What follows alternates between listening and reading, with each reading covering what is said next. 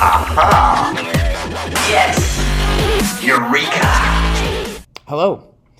Welcome to another Chapel Talk. This one was given to the entire HTS audience, the students and teachers, on October 21st of this year. It's about 15 minutes long, and the theme is It's Not Okay to Be Weak. I hope you enjoy it.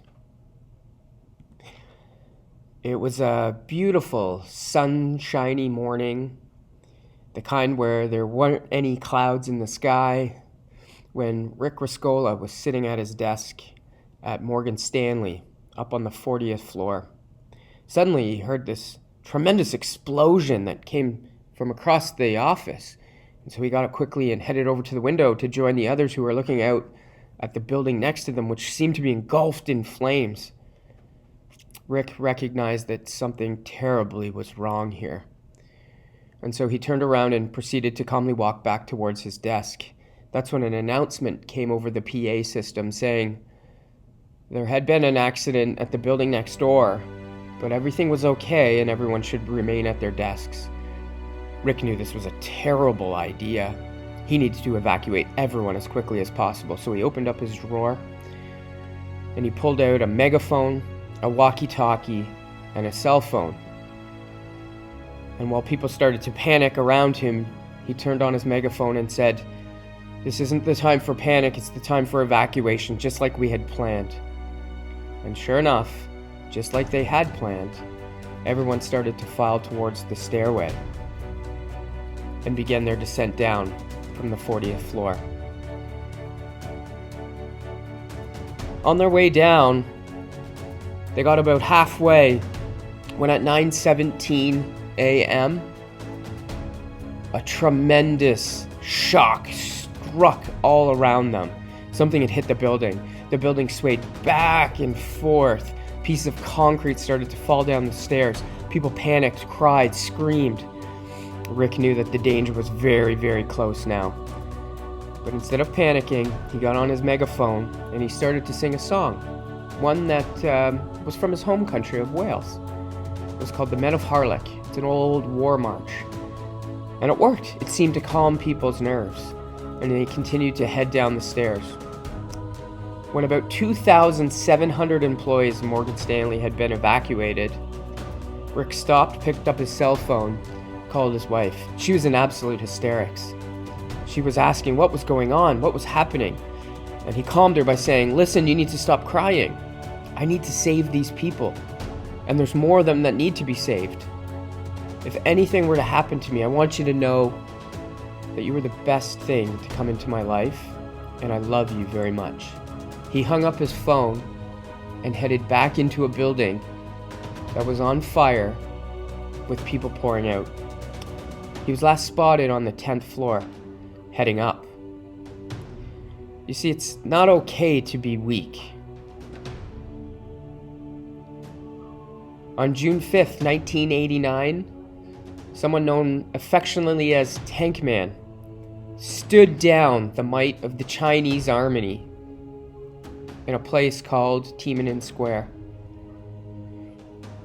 This person was there defending his peers as a student. They were there protesting for more democratic freedoms in China. And everything was fine until the army showed up and things turned very violent. And in the midst of all of this one particular gentleman sacrificed himself in order to recognize a greater good. You see, it's not okay to be weak. A very good friend of mine, Luke Anderson, was terribly wounded in a mountain bike accident back in 2003. He had his whole life ahead of him. He had just graduated as a civil engineer from the University of Waterloo. He spent his weekends mountain biking when suddenly he missed a gap jump and fractured vertebrae in his spine. The result was that he's a quadriplegic. And for anyone, this would have crushed them. But for Luke, he rose from the ashes and realized that there's still lots of work to be done. He started a charity called Stopgap, which provides ramps to businesses all around the country to help people in wheelchairs and strollers get in offices and storefronts more easily. He wrote a book. He's had several TED Talks.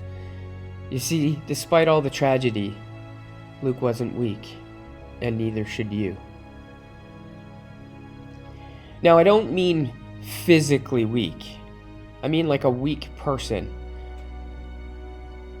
You know, the kind of weakness that you feel when you binge watch on Netflix for hours at a time, or you stay up till 3 a.m. playing Fortnite on a school night, or you go down a YouTube hole, and at the end of it, you don't feel very good. You feel like you've wasted time. That's the kind of weakness I'm talking about. This idea that it's extremely easy to give in to our temptations, that to actually confront problems can sometimes be difficult. And that's why it's important to understand that all life is suffering. You see, it's the first noble truth of Buddhism, and Buddhism is a thousands and thousand-year-old religion. They figured this out 4,000 years ago, that really that everything you face is hard in life, and it's going to continue to be that way, despite you having successes and failures. The reality is, life is suffering.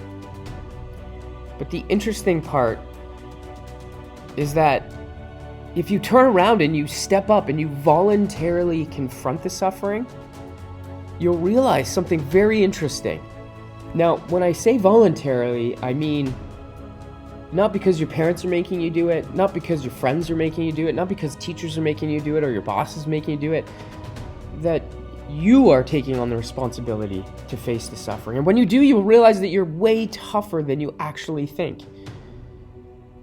That you are more equipped than you realize to handle these problems, and to simply ignore them or to give in to them isn't the way forward. And you don't have to look very far to see how important this idea is. I mean, the Bible, the entire Old Testament, the theme is that life is suffering, but you're strong and you can handle it and you can overcome it. It all starts in the Garden of Eden when Adam and Eve, who have paradise all around them, still give in to their temptation, their weakness, and get swayed to taste the forbidden fruit. And the result is that God throws them out of the Garden of Eden, and they're forced to live a life of suffering. And it explicitly says this right after they're thrown out, that you will be forced to sow the dirt to make a living, to understand that work is hard and life is hard. It doesn't get any better for the first two real humans that come about in the Bible. That's Cain and Abel. It's a classic story that you see all over the place, but it's about weakness. And you know, Cain looks at his brother Abel, who just has everything going for him. Things seem to come really easy to him. And in almost every part of their lives, Abel is better than Cain. Now, Cain could do two things here. He could, number one, recognize that, yeah, maybe Abel is better. Maybe he is more talented. But if he works hard and he tries hard, that he'll get to be like Abel. Or he could give in to the weakness and subject himself to the ever negative emotion of jealousy. And that's what he does. He sees that Abel is better and that the only way to make himself better is to kill his brother. And that's what he does. And that's why it's not okay to be weak. And all throughout the Bible, really, the Jewish people are constantly walloped by God. They're constantly punished on everything they do. They worship idols and God punishes them. At some points, he's wiped out entire cities like Jerusalem. And not once did the Jewish people decide that the best way to deal with it is to carve out on some stone tablets some angry messages to God and hold them up to the sky and say, "Why have you forsaken us, God?" Instead, they do the exact opposite. They say, "Look, something is going on here. We're constantly being punished and we really are messing up. And they take a long look at themselves and say, what could we do better so that God isn't so angry at us? And instead of giving in to weakness, they confront the suffering and they change. And because they change, they become better people. And they grow and they grow and they get kingdoms and they become powerful and they get knocked down again and they grow and grow and grow. But throughout this process, they're realizing that the way forward isn't to be weak, isn't to give in to these things and subject themselves to these pains and jealousy and anger, but instead to confront the suffering. Everything comes to a head when Jesus is on the scene in the book of Matthew. He's giving his famous Sermon on the Mount, one of the most famous public speaking events of all time. And during the sermon, he lists off a bunch of things, ideas that would make you a good Christian. And to many of these people, they have never heard of Christianity before. And the really interesting part for them is that it's an individualistic religion, that God is talking directly to you and not through idols or other people. And one of the lines in there is, "Blessed are the meek, for they shall inherit the earth." And I've first heard this from Jordan Peterson, but I'd heard it previously in Bible stories from my grandmother, is this idea of meekness and what it means. Because I always thought somebody who's meek is like weak. They're shy, they don't confront any problems, and they're easily controlled. They're just weak people to begin with. And I'm thinking to myself, it doesn't make a lot of sense for somebody to inherit the earth, because when I think of inherit the earth, I think these are people who are going to control the power on earth. And I certainly don't want someone who's meek to lead me. And it turns out, depending on how you view it, the idea of meekness is not weak at all. It's quite the opposite. I mean, Aristotle first used it to give this idea that meekness is just a wild stallion under control. And other scholars have thought this idea that it's just your power under control, that you still have power and it's under control. And that's why I think the best definition that I've heard is that you have a sword, but you keep it in its holster, or you keep it sheathed, I think Peterson uses. And this is an interesting way to look at it. I find it very visual, because you walk around with a sword, and a sword is a weapon, and a weapon is, in most circumstances, is power. I think it was Al Capone who said you can get more with a kind word and a gun than you can with just a kind word. And this is kind of this idea that you hold the power, and you could basically subject people with this power. But instead you don't. You keep it sheathed, you keep it holstered. So you have the power and you just don't use it. What does it mean, though? It means that you should be a monster. But you should learn to control it. You see, a monster is understanding all those negative emotions that swirl around in our heads, and we easily bury them, and burying them isn't the right way to approach it. Instead, you need to let them come in, but bring them under control. And when you do that, then you'll inherit the earth. So you might read that verse now as, those who have swords but keep them holstered will inherit the earth. Now that makes a lot more sense to me, because somebody who has power but remains calm in stressful situations when confronting the suffering certainly is a highly sought after quality for somebody who's a leader. Now let me give you a personal story to sort of bring it into picture. I get up at 5 a.m. every day. It was something that I've done for a long time, but has been reinforced by people whom I admire. And you would think that having done it for so long, it would be easy to get up every day at 5 a.m. and go work out and run and lift weights. But it's not. As a matter of fact, the more that time goes on, I find that it's more difficult. When my alarm goes off, there's 1,000 voices in my head screaming like, you are not in good shape here. Your muscles are sore. You're tired. You've got a long day ahead of you. Why get out of bed? get out of your warm bed and confront this suffering. Why do it? But over time, I've come to realize one thing. By doing this, by getting up at this time, by going downstairs to a cold basement or going outside for a cold and damp run, that it's a way to confront my monster. Because all those voices, all those things that sit in my back of my head that are telling me not to do it, those come from a place of weakness. And when I confront them, when I overcome them, I'm a win. It's a win. And it doesn't matter how bad I feel when I get out of bed and I put my feet on the ground. Not once have I done a workout and regretted it and said, you know what, those voices in my head were absolutely right. Not once. Sure, there are times when the physical damage to my body does catch up and I don't, do 100%, but I still do it. And that's the thing. That's what the monster's saying. It's just don't do it. And you see this pop up all over the place. I mean, any Disney movie is this idea of somebody who's weak, somebody who can't control their monster. All these villains that you see here are people who would sacrifice other people for their gain, would sacrifice things around them to get personal gain and growth. A lot of these come in your 7 deadly sins, greed, sloth, and things like that. And these villains are absolute manifestations of them in every single way. And they are villains because they're weak. And the heroes are the opposite, that they may be physically weaker than these villains, but because they confront the suffering, they are stronger. And I don't think there's more famous cinematic philosopher than this guy. And these words have really never rung truer, especially in today's world. He says this to Anakin Skywalker in episode 3.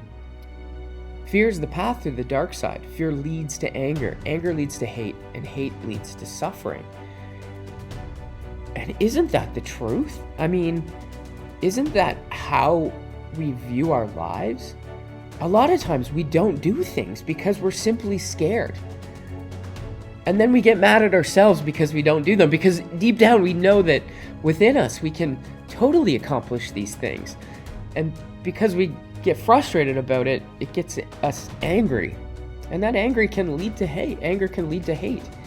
And when you have hate, you get suffering. And you see this all over the world when people who rightly and wrongly complain about suffering and blame other people for their suffering. You don't see it in a stoic way. You see them literally angry and hateful about it. And when that does, that leads to suffering and revenge on people who they view as suffering. But I think if you look at the storyline of even Darth Vader, you can see that when that happens, nothing good is the result. I mean, Darth Vader is the poster child of someone who blamed everyone else for their problems. He blamed the Jedi for taking away from his mother, and instead of trying to confront that problem and see good in it, he instead turns to the dark side.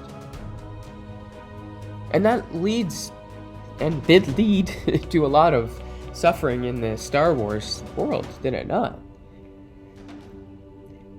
But I think if you view the world like Darth Vader did, and you think that you're a victim, that nothing is your fault, that everything around you is someone else's problem that's been forced on you, then you're going to miss the great adventure of life. I mean, the great adventure of life is that everything that is worthy is deemed an obstacle to overcome. That nothing easy comes, or nothing good comes easy.